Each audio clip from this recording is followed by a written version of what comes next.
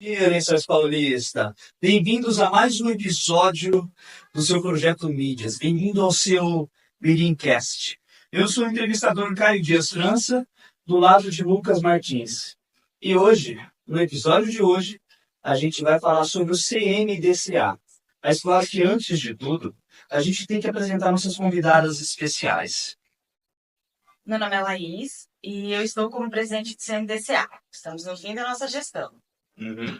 Meu nome é Fabiana Grava, também estou no CMDCA como conselheira suplente.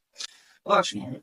Bom, eu dei uma pesquisada sobre o CMDCA, mas claro que, do ponto de vista de vocês, né, como você já tem experiência no CMDCA, vocês podem explicar para os nossos telespectadores sobre o que é.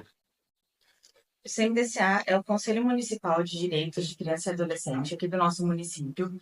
E o papel do conselho, ele está em deliberar sobre políticas públicas voltadas à criança e ao adolescente. Então, nosso papel é acompanhar o que acontece no município com relação ao direito da criança e adolescente, fiscalizar as entidades que atuam, fiscalizar o poder público, né, e propor também ações que venham aí para somar e para melhorar a vida e o direito das nossas crianças e nossos adolescentes.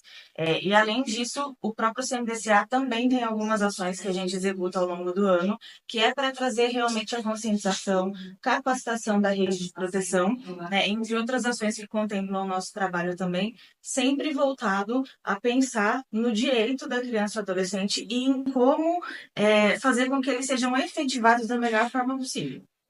Certo. Você já fez a primeira pergunta? Vou fazer a primeira pergunta.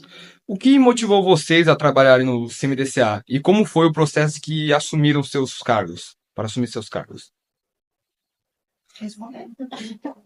Pode responder. A gente vai intercalar. Na verdade, ele não é considerado um trabalho, né? A gente, na verdade, acaba, quando a gente fala de processo de escolha, a gente é um representante daquela política pública, no caso da Laís e o meu, a gente representa a política de assistência social. Da mesma forma que existem outros conselheiros que também representam a educação, a saúde, né, de acordo com a lei que cria este conselho. Então, a gente tem essa atribuição, é um serviço relevante, né, mais uma execução de uma cidadania do que um trabalho em si, porque você vai lá, nós somos as vozes de crianças e adolescentes do município, no caso nosso das políticas públicas, mas quem faz parte da sociedade civil, eles escolhem entre si.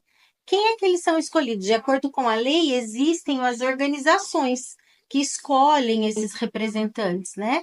Então, eles se votam entre si e escolhem esses representantes, sempre um titular e um suplente, porque na ausência da impossibilidade daquele titular estar presente, nunca vai ter, vamos dizer assim, a não presença, a não representação daquela secretaria ou até daquela OSC.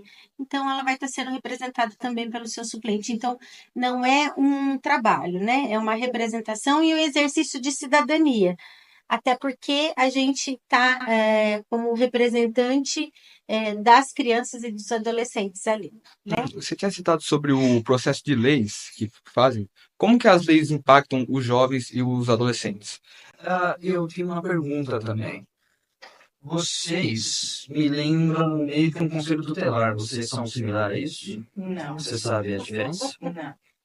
O Conselho Municipal de Direitos de Criança e Adolescente, ele tem a função de fiscalizar, acompanhar, deliberar e propor política pública para criança e adolescente. Já o papel do Conselho Tutelar, ele é o de defesa do direito da criança e adolescente. Sim.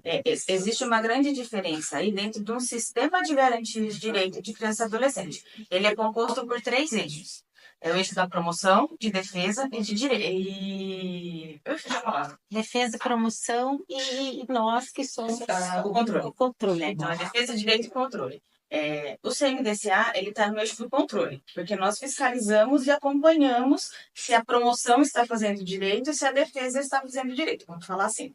O Conselho Tutelar, ele está no eixo da defesa do direito da criança e adolescente, porque é ele quem vai, de fato, ali na prática, fiscalizar como é que está sendo garantido e se está sendo garantido esse direito, né? Então, o CMDCA, o que ele faz é acompanhar e fiscalizar o trabalho do Conselho Tutelar, né? Então, o Conselho Tutelar, ele, de uma certa forma, está sob o nosso guarda-chuva para que a gente fiscalize e acompanhe o seu trabalho. Mas são duas questões diferentes. Até como a Fabiana falou, nós somos indicados a compor esse conselho, né? Então, o poder público tem as suas indicações e a sociedade civil indica os membros que compõem as entidades que atuam com criança e adolescente. A diretoria, ela é votada dentro desse conselho, né? Então, hoje eu estou nessa posição porque aquele grupo, aquele colegiado votou para que eu estivesse como presidente. O Conselho Tutelar, a composição dele é através de uma eleição que aconteceu no mês de outubro do ano passado, onde essas pessoas se candidataram, participaram por um processo seletivo, uma prova, avaliação psicológica, depois fizeram a sua campanha e é a população que votou para quem seria os novos membros do Conselho Tutelar dessa gestão aqui de 4 anos. Então, é diferente as funções e a formação. Existem muitos componentes, né? Muitos atores dentro do sistema de garantia de direitos, subdividido, como a Laís falou, né? Então, nós somos uma pequena parte desse sistema grandioso que é da criança e adolescente, já desenhado pelas legislações e pelo próprio Conselho Nacional da Criança e do Adolescente. Vocês são uma parte essencial pra gente. Sim. Enfim. Mas agora, saindo dessa parte um pouco burocrática, eu quero saber como que é meio que a rotina de vocês dentro do CMDCA. É muito corrido? Como é que é? Difícil? Assim, o colegiado, ele é composto por indicações de pessoas do poder público e da sociedade civil que acumulam atribuições. Então, nenhum de nós deixamos de fazer o que nós temos que fazer por obrigação dos nossos trabalhos. Nós acumulamos a função de estar representando a sociedade e a cidade, né, dentro desse conselho. E o conselho, eu falo que acho que o Conselho de Direito da Criança e Adolescente, ele é um dos conselhos que mais acaba tendo atribuição, porque nós estamos ali nos movimentando em todo o município com relação ao que está acontecendo de política pública para a infância.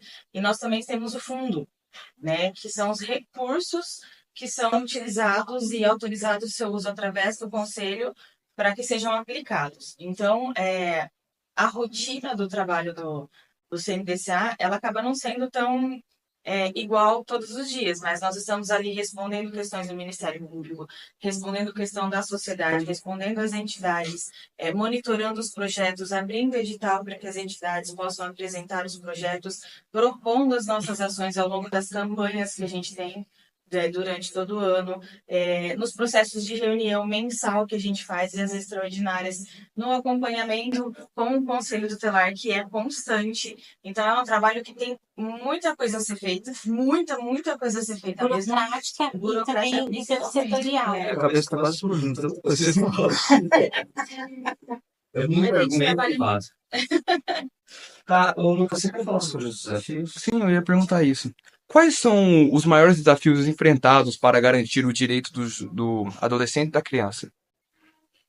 Os maiores desafios. A conscientização da importância do quanto o direito da criança e adolescente ele é primordial, fundamental, prioritário, né? Porque a infância ela é prioridade absoluta. E ela tem que ser tratada como prioridade absoluta em todas e em qualquer questão, em qualquer alçada de política pública, em qualquer situação. A criança, a infância, ela é prioridade absoluta. Porém, na prática, a gente não vê isso acontecendo. Por mais que as legislações, como você tinha perguntado anteriormente, elas estejam aí, elas estão aí e são potentes, elas têm muita autonomia e prioridade com relação a isso. Na prática do dia a dia, a gente não vê isso acontecendo. Porque para romper, nós temos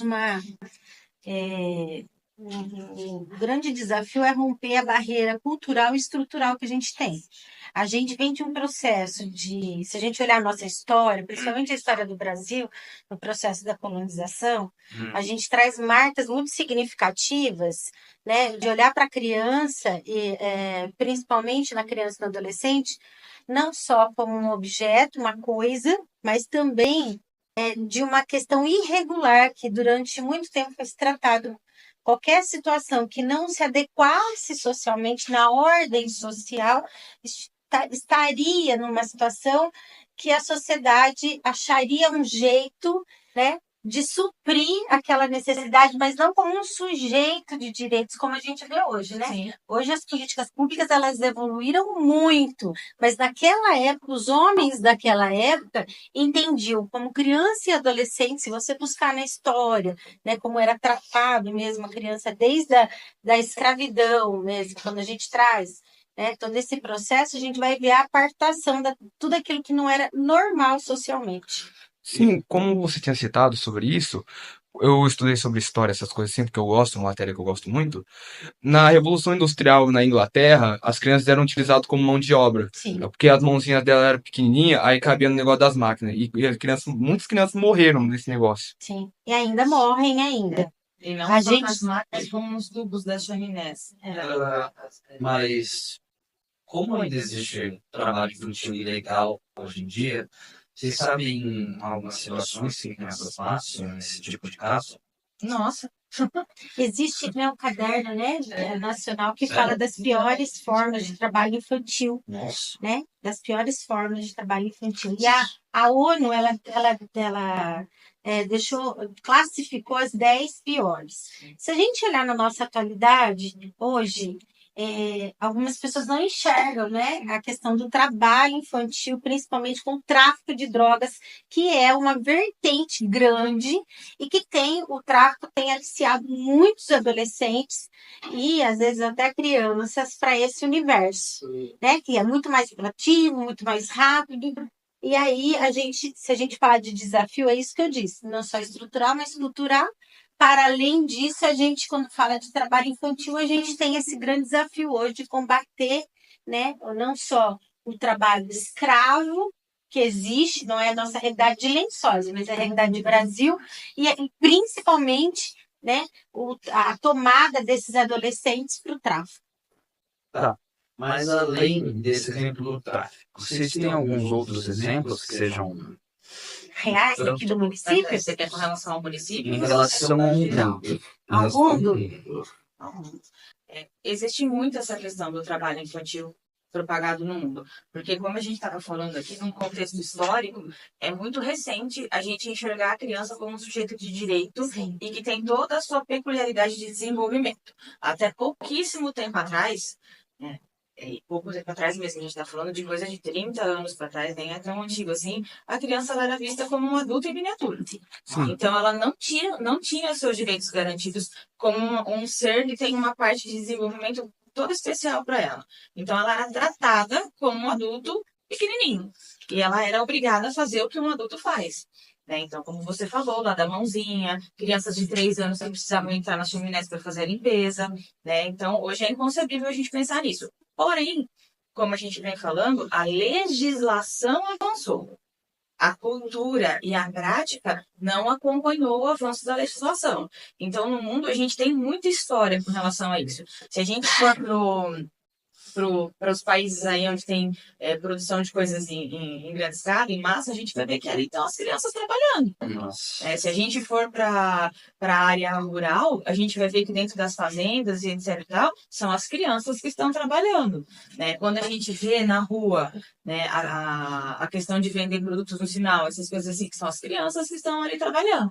Né? E tantos outros exemplos que a gente pode ter. A prostituição infantil. As crianças que são sequestradas, raptadas e levadas para outro lugar, ou nem sempre sequestrada e raptada, a sua própria família coloca ela para ser explorada sexualmente, né, em troca de finanças. Então, isso acontece muito e é muito mais comum do que vocês E imaginam. aceitável. A nossa sociedade naturalizou muitas questões de violência com criança e adolescente dentro desse contexto que a Laís colocou. né, a naturalização da prostituição, não só pelas famílias, porque esses adolescentes ou crianças acabam trazendo renda para dentro da casa, quando não, né, elas são submetidas a toda e qualquer situação de violência por conta da dependência de substância psicoativa, né, para elas até se autossustentar no seu vício, né? Então é muito sério. E as pessoas falaram muito, né, da violência doméstica, principalmente na pandemia, dentro da casa, onde era o lugar que todo mundo deveria proteger e, na verdade, foram desprotegidas. Os índices mostram, né, Laís, que 81% da violência que acontece com criança e adolescente está dentro da casa. E como vocês tinham citado, a infância é um processo fundamental tipo assim, no desenvolvimento da criança, porque é onde vai se formar o psicológico dela, a personalidade dela, e ser afetada por esses fatores é algo que vai comprometer a vida dela inteira. Acho que a Laís, enquanto psicóloga, consegue dar bastante contribuição em Uma relação a coisa isso. que acontece, um trauma que pode ter na vida de uma criança, é uma questão real, né? Que eu já conversei com uma pessoa assim, pessoas que na área da psicologia, quando uma criança ela é traumatizada, ela passa a ter uma síndrome chamada transtorno de personalidade dissociativa. A pessoa ela passa a ter mais de uma personalidade, entendeu? Então, num momento, ela é uma pessoa e talvez em outro momento ela troque para ser outra. Eu já conversei com alguém que é assim. Eu tenho um amigo que é assim. E ele já teve muitos traumas na vida dele que fez esse transtorno acontecer. Eu pensei que era algo de nascença, mas quando eu pesquisei, eu passei a entender. Em algum momento da infância dele, ele foi abusado ou passou por algum transtorno tão grande que afetou a mente dele e a construção da personalidade dele, da criança para o adolescente, acabou gerando esse transtorno. Então é algo realmente que pode afetar a vida inteira da pessoa. Sim, sim. Existem várias questões quando a gente está falando de um transtorno, né? Um transtorno ele pode ser adquirido por alguma situação vivenciada, mas também existe o aspecto hereditário e genético de um transtorno. Tem Também. pessoas que não passaram por isso que também vão apresentar algum tipo de transtorno. Mas sim, o que a gente vive na nossa infância diz muito sobre como a gente vai desenvolver ao longo da nossa vida. Porque é na infância que a gente tem os primeiros contatos com noção de afeto, com noção de proteção, com noção de vínculos que a gente estabelece. E são os adultos que estão convivendo com a gente, principalmente a nossa família, que deveria exercer essa função protetiva e afetiva, que são responsáveis por dar o tom de como é que vai ser esse nosso desenvolvimento, se eu vou ser uma pessoa que vou ter facilidade de criar vínculos ou não. Então, o que eu vivo nessa minha fase de desenvolvimento vai pautar como vai ser o restante do meu caminhar. Então, se na minha infância, quando eu deveria estar sendo protegido, eu estou sendo abusado de qualquer forma, violência física, psicológica, sexual, entre tantas outras, aquilo vai deixar realmente um rastro, um trauma dentro do meu processo de desenvolvimento. Porque aquela pessoa que era para estar me fornecendo a proteção e o sustento para o meu desenvolvimento é a pessoa que está me apresentando situações de violência, da qual eu não posso me expressar, não posso demonstrar o que eu estou vivenciando, primeiro porque eu não tenho parâmetro. Porque a criança aprende o parâmetro que é fornecido para ela. Se naquela família aquilo é normatizado, aquilo é colocado como uma regra de se acontecer, vai demorar muito para ela entender que o que ela está vivenciando é uma violência. Né? Então, aquilo já está construindo os traços e as características de personalidade que ela vai ter ao longo da vida. Mas a gente fala da infância, mas a gente tem que olhar para a adolescência também. Porque o nosso desenvolvimento não é à toa que a gente coloca ali, que é do 0 aos 18 anos. Hoje, inclusive, a gente sabe que a nossa adolescência vai até os 24. É? Opa! A ciência já mostra isso, porque nós estamos em amadurecimento de algumas regiões do nosso cérebro que precisam estar 100% amadurecidas para que a gente consiga avançar em alguns aspectos. O córtex pré-frontal está em amadurecimento até ali os 24 anos, e é ele quem é o responsável por a gente entender determinados aspectos de uma relação social, da gente entender, por exemplo, a questão de que as recompensas daquilo que eu estou fazendo hoje, elas não vão ser colhidas agora, elas vão ser colhidas amanhã. E esse é um aspecto muito forte na adolescência. A gente não tem essa maturidade para compreender esse processo de espera. Por mais que a razão a gente consiga entender, a emoção ainda não está amadurecida para isso. Então, tudo que a gente vivencia nesse espaço de tempo vai dizer como é que vão ser as minhas relações lá no futuro. Caramba. Ok, sou... Você é adolescente, mas um bom tempo, é isso. Né? Eu não sabia Eu achei que disso. já era o fim de um ciclo pra mim já. É Não, conhecido mas como a é- bainha, né? A sociedade, a questão de idade, legislação, tudo É. isso, 18 anos, vocês já estão aí, vida adulta. Mas num aspecto de desenvolvimento, a gente tem mais um chãozinho ainda pra caminhar. O que é bom. Não é não. Agora, eu quero abordar dois assuntos. Um que é a próxima pergunta e um outro que é mais uma dúvida que eu tô tendo na cabeça agora, que é sobre o trabalho infantil. A questão é que, quando o trabalho infantil é ilegal, por exemplo, aqui na organização da Mirim, temos jovens entre 15 a 18 anos. Até que ponto o trabalho infantil é ilegal? Por exemplo, um adolescente trabalhar é uma forma ilegal de trabalho, não é? É uma forma de trabalho infantil.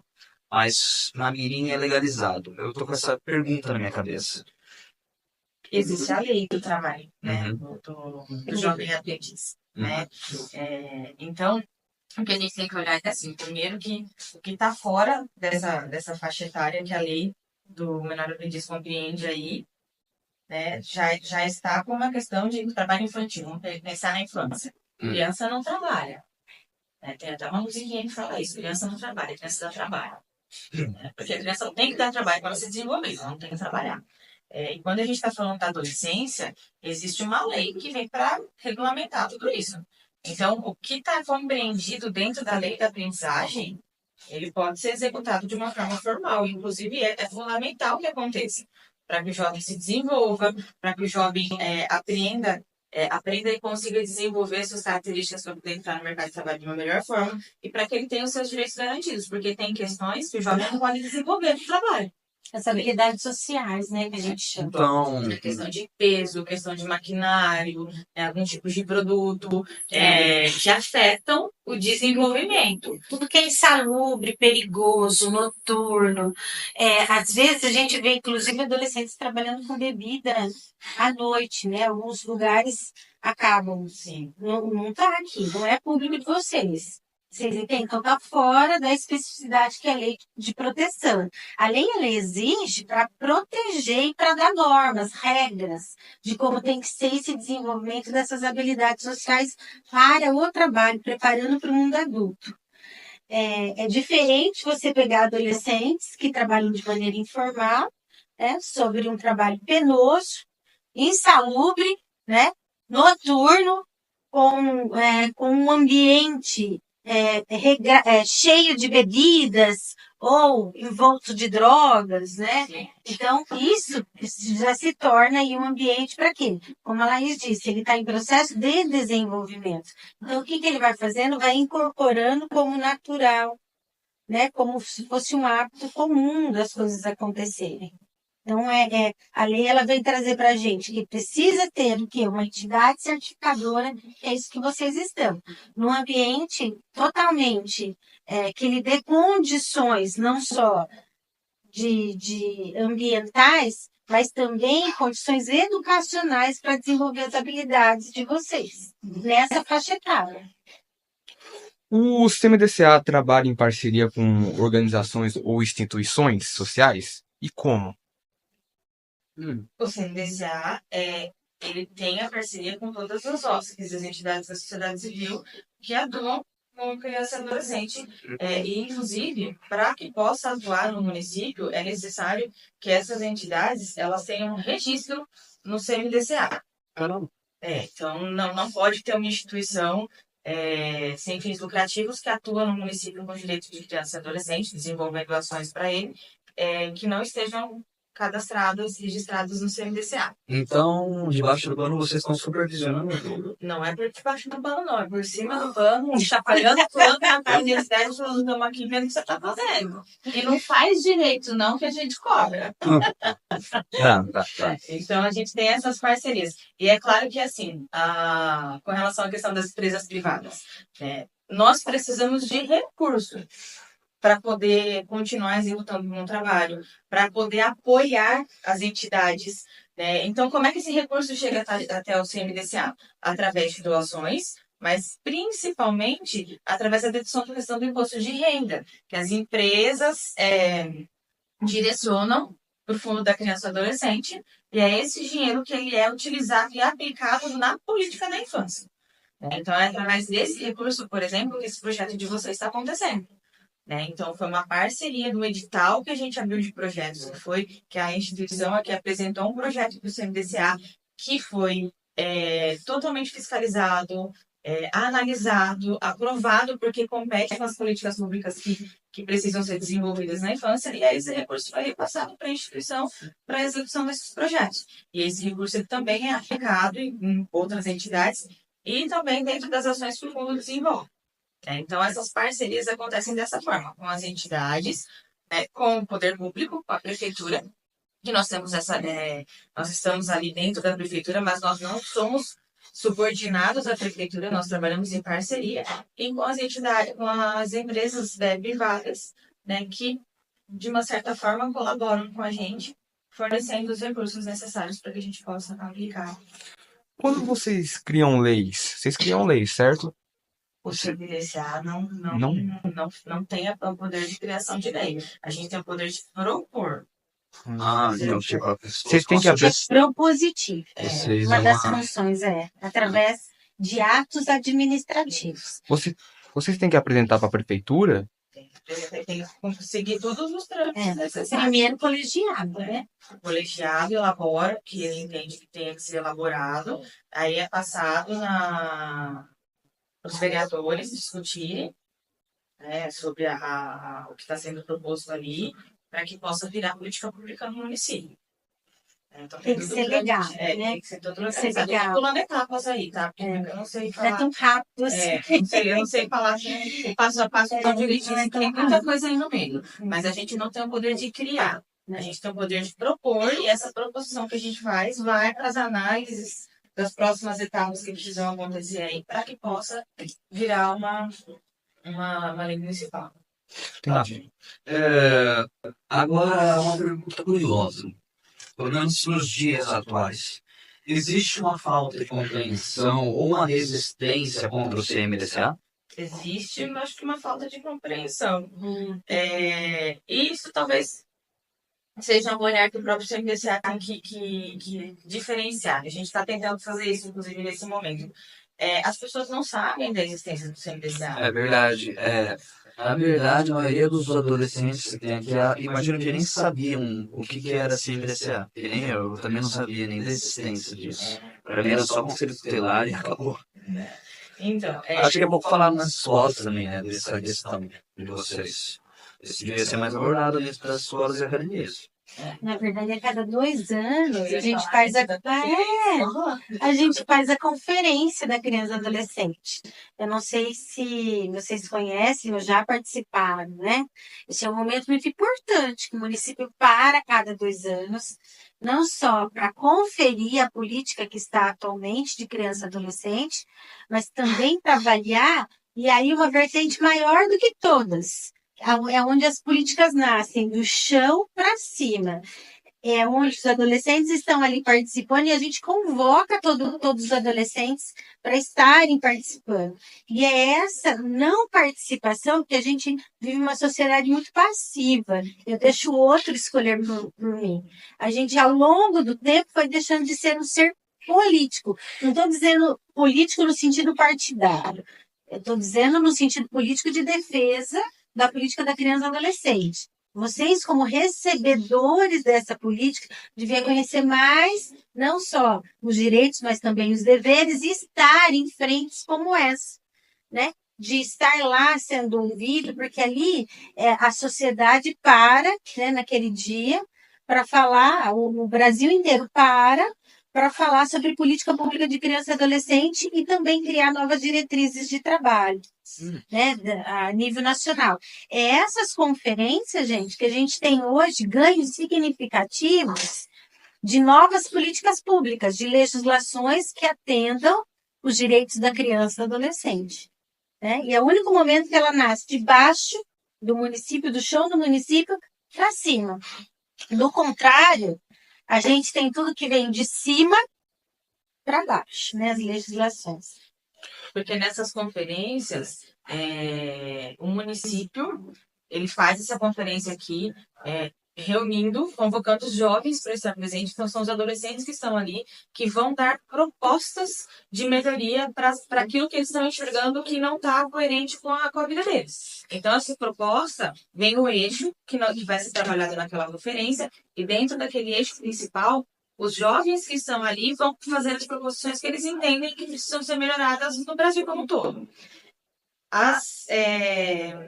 As sugestões do município são encaminhadas para a conferência regional, e aí são selecionados delegados aqui do nosso município, que são adolescentes, jovens do nosso município, que participam da conferência regional, levando essas sugestões do nosso município, e depois tem a conferência nacional, onde tudo que foi executado no município e na região é apresentado, e daí dessa conferência nacional vão surgir as políticas públicas, que têm a participação dos nossos jovens, né? Então, assim, e a gente tem uma participação muito expressiva.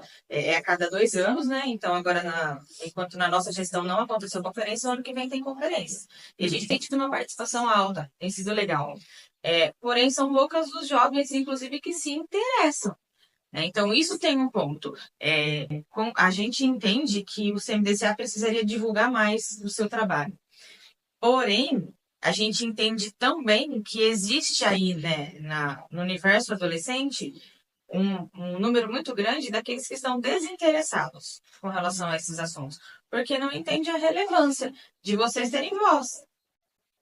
São vocês quem precisam falar sobre o que vocês querem para a política pública na vida de vocês. Porque vocês precisam ser ouvidos. Acho que é porque, desde casa, geralmente é muito ensinado que um adolescente ou criança assim não tem tanta voz para falar, não tem aquele nível de opinião para, sabe, ter alguma relevância. Então talvez a gente não se preocupe e tenha um desinteresse nisso justamente por causa desse ensinamento, né? Às vezes os pais, o irmão ou irmã mais velha, não demonstram tanto interesse na opinião daquele que é mais novo. Entende? Eu mesmo tenho um irmão que é justamente desse jeito. Minha opinião assim, não é tão relevante para ele. Ele não se importa tanto porque ele é mais velho. Ou às vezes meu pai também não se interessa tanto porque ele é mais velho e em tese tem mais experiência que eu. Mas claro que o conhecimento, as experiências, elas variam de pessoa para pessoa. Tem conhecimentos diferentes em todos os aspectos da vida. Então, acho que realmente a nossa geração tem que passar a se importar mais com a voz que nós temos, né, com os nossos direitos. E talvez com essa divulgação desse projeto seja possível que eles se interessem mais, quem sabe. Sim, e a gente quer que isso aconteça mesmo. Porque vocês precisam ter a voz de vocês, precisam falar, vocês precisam ser ouvidos. Né? A gente tem um papel fundamental em ajudar nisso. Por exemplo, nós estamos num momento de desenvolvimento do ano no princípio voltado para a primeira infância, que a primeira coisa que a gente fez foi ouvir as crianças da primeira infância, que é de 0 a 6. E nós estamos dando voz para as crianças de 0 a 6 para ouvir o que elas têm para falar sobre como que é a visão delas de que deveria ser a organização das políticas para elas. Então, se a gente escuta de 0 a 6, a gente tem que escutar e precisa ouvir nos nossos planos que a gente tem. Nosso município tem planos voltados para a infância e adolescência. Vocês são os sujeitos principais dessa história. Ninguém melhor do que vocês para saber o que vocês vivem, para saber o que vocês passam, para saber o que vocês precisam, para entender os gargalos do nosso município que existe na faixa etária de vocês.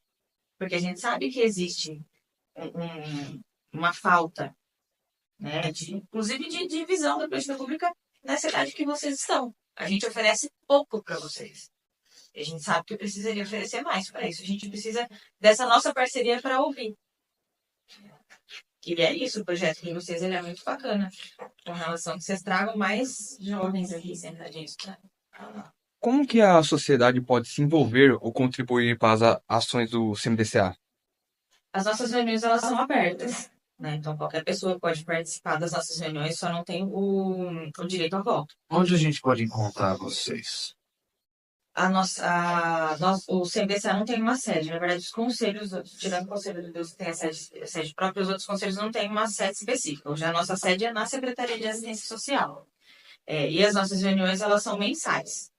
Então, eu nem vou falar a próxima reunião nossa é na segunda semana de dezembro, na segunda quarta-feira do mês, mas eu nem vou falar muito sobre o próximo cronograma, porque em janeiro a gente elabora o cronograma de reunião do ano. Então, pode ser que já não seja mais na segunda semana do mês, né? Mas a gente divulga o calendário de reunião. Assim que a gente faz o nosso cronograma, a gente divulga. A gente tem as nossas redes sociais, que estão o Facebook, o Instagram, mas também a gente divulga tudo via diário oficial da prefeitura. Então, todas as nossas ações são vinculadas e divulgadas ali. E a gente já teve várias reuniões que tem participação da sociedade civil, que vem para entender, que vem para conhecer, e nós estamos abertos. Qualquer pessoa que tem interesse em somar, em sentar para conversar com a gente, para discutir, para propor ideias, nós estamos à disposição. Né? Nós que somos do poder público, estamos na prefeitura, né? Nós somos da assistência social, então nós estamos na Secretaria de Assistência, todos os dias.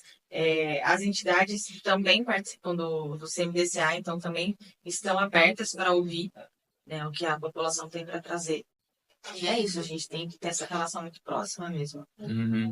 Se fosse um grupo de adolescentes nesse lugar que você disse, propor uma lei para vocês, para mostrar para a prefeitura, vocês avaliariam essa lei?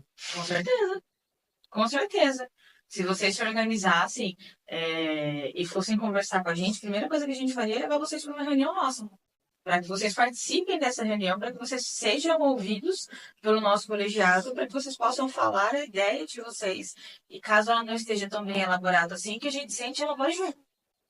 Existem até alguns municípios que existe, né, os grupos de adolescentes que são ligados ao CMDCA, que a gente chama de CPA, né? Esses grupos de CPA, que são os grupos de adolescentes, de participação direta dos adolescentes, eles também têm reuniões mensais e discutem problemáticas. Né? Municípios como grande metrópoles ou grande porte, eles fazem médio porte, mas eles já possuem. Lençóis poderia ter? Poderia ter também. Né? A gente só precisa criar isso que nós dissemos lá atrás. Lembra que vocês perguntaram dos maiores desafios? O desafio, a gente tem o desafio cultural e o desafio estrutural. A gente precisa incorporar algumas culturas de participação ativa. Por quê? Porque dá a sensação, aquilo que você acabou de mencionar. Parece que vocês vivem num mundo de gigantes, que é os gigantes que têm voz. Né? E, na verdade, as legislações, principalmente o ETA, ele vai ter um dispositivo lá que vai dizer o direito de expressão. E a própria estrutura e o mecanismo de participação de vocês se dá também através do CMDCA ou grupos ativos, como é o CPA, por exemplo. Né? E as conferências, ou criar fóruns de debate. A gente não tem essa cultura ainda, mas é preciso criar. E por isso que eu digo, vocês precisam ser mais políticos no sentido de construção de política pública, né, para criança e adolescente, principalmente para vocês que estão aí. Né? A gente cria outras gerações, né? Hoje vocês estão aqui, amanhã já são uma geração adulta. Que é isso que a gente diz muito, né? Se a gente cria uma geração de crianças e adolescentes que vivenciam muitas barreiras, muitas violações de direito, muita violência, a gente cria uma geração futura de adultos adoecidos. E a gente precisa, na verdade, é por isso que criança e adolescente é prioridade absoluta, desde a Constituição Federal.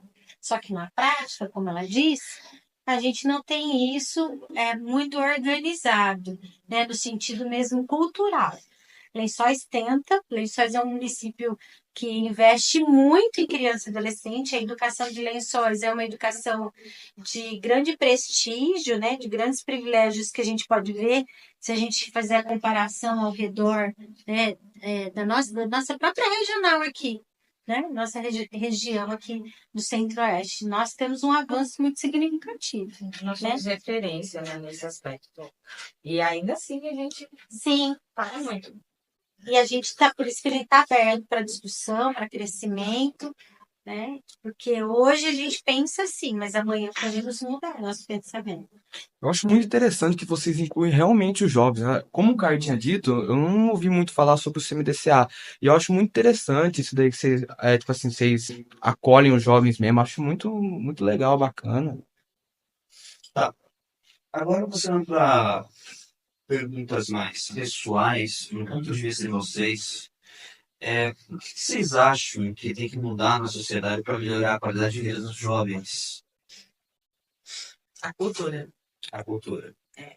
Certo? A gente tem uma cultura ainda muito empobrecida com a forma que a gente enxerga os nossos jovens e as nossas crianças. A gente ainda tem muito forte, muito arraigado essa questão de enxergar como um adulto em miniatura. Né? Então, a gente precisa avançar muito ainda em entender que a infância e a adolescência é um período de desenvolvimento específico e que precisa de olhar e de ações específicas para esse momento. E a gente ainda é muito falho nisso. E de uma certa forma também hoje um ponto que preocupa muito é a velocidade das coisas, né? Então, vídeos curtos, a gente já não consegue mais assistir nada que tenha um tempo maior do que 5 minutos, a gente está perdendo o hábito do estudo, a gente está perdendo o hábito de se empenhar nas coisas, e isso vai trazer consequências muito graves para a nossa própria vida ali na frente. Né? Então, eu entendo também que o avanço tecnológico está muito rápido, mas a gente não está conseguindo acompanhar esse avanço nas necessidades de desenvolvimento que cada faixa etária tem. A gente já tem isso, né? Já Quando a tem gente isso. pega adolescente que vai para o mercado de trabalho, ele tem uma grande dificuldade de leitura, de escrita, não só pelo processo educacional de progressão, né, na escola, mas também pelo desinteresse mesmo de leitura, né, desinteresse cultural de aprimorar, né, essa habilidade dele. A gente percebe muito isso. Hoje é tudo mídia, tudo a maneira digital. Sim, se a gente não tiver atualizado, a gente vai também, né, perdendo esse contexto social que a gente vive. Mas, para além disso, a gente não pode perder também algumas questões que são características humanas de desenvolvimento, principalmente na adolescência, né? Um ano que a gente perde de desenvolvimento, a gente vai sentir ao longo, né, do processo adulto de maneira muito mais impactante. A gente precisa encontrar o equilíbrio entre tudo isso. Porque nós somos de uma geração que a gente pegou a transição. Eu não tinha celular na idade de vocês. Agora estou me sentindo meio idosa, mas tudo bem. Mas eu não tinha celular na idade de vocês. Né? E a gente eu peguei essa transição. Essa fase da internet discada de você só poder entrar depois da meia-noite. A chegada da internet para o que a gente tem hoje. Esses dias a gente estava conversando. Tijolão, né, Laís? Nossa, Tijolão. a gente lembrar como que a gente fazia para pedir socorro se acontecesse alguma coisa com alguém que estava longe, porque Você fazia hoje uma a primeira ligação, aí acabava os créditos. Fez uma ligação, acabou os créditos. a gente pegou todo esse processo de implantação, só que o negócio foi assim. Hoje está tudo muito assim. Né? E por mais que a gente fale mais sobre saúde mental, etc e tal, a gente perdeu a mão no equilíbrio. E tudo bem, faz parte do avanço da sociedade. Então, alguns pontos avançam muito rápido, outros vão vindo mais devagar. Mas a gente precisa chegar nesse equilíbrio, de entender a infância e a juventude como um período muito específico, que tem que ter um olhar muito criterioso e equilibrar esse lado desses avanços que estão vindo, sem que a gente perca a capacidade de proporcionar o desenvolvimento inteiro ali. É um processo de interesse pelas coisas que são necessárias, né? Então, acho que esse equilíbrio a gente está em falta ainda aí, na forma do olhar para tudo isso. E não sei qual seria a solução, porque o avanço está vindo cada vez mais rápido. Mas se a gente não olhar para isso ali também, nós vamos ter um número muito grande de disfuncionalidade. Então, vamos finalizar o podcast por aqui, porque a gente já acabou faz 5 minutos o horário dessa turma. Enfim, o podcast rendeu. E hoje a gente finaliza esse episódio com o CMDCA, que era para uma próxima vez, se tiver. Muito obrigada. A gente agradece por essa oportunidade, né? Muito obrigado pela colaboração de vocês aqui com nós, pela presença, foi muito importante nesse bate-papo que nós teve. Muito obrigado mesmo. Nós agradecemos a oportunidade de falar sobre o nosso trabalho e de mostrar para a população um pouquinho do que o CMDCA faz, que é tão importante. Tenhamos um ótimo dia e finalizamos o episódio de hoje.